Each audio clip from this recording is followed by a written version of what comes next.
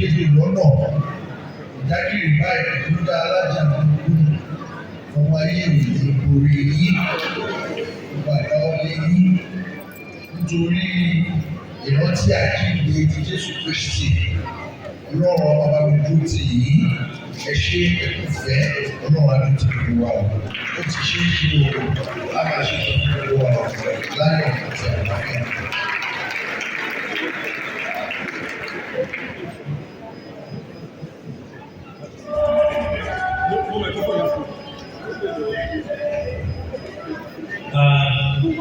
Yorùbá máa ń pa àwọn ọmọ pé ẹni ṣe bí.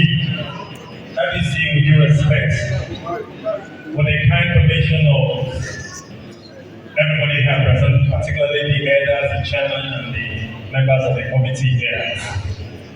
One fair present gift to the service because I'm not clear you know I'm presenting prices like Ben. Olùjó ti wà lọ́wọ́.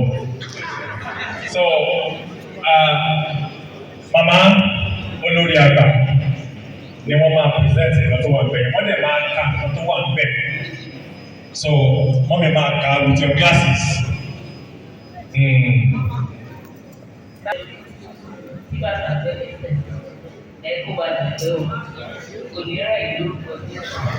Ẹ̀rí gbogbo àti àti àlọ́run àti ìṣòro ṣàbíwẹ́ ìtòkè. On behalf of the fire of this award is dedicated to his Imperial Majesty Arole Odua University Ọ̀dẹ́dàdé second or eighth of for the promotion of peace and unity among Nigerians, Africans and globally through education, humanitarian activities and love for one another. This 10th day of April 2023. Congratulations.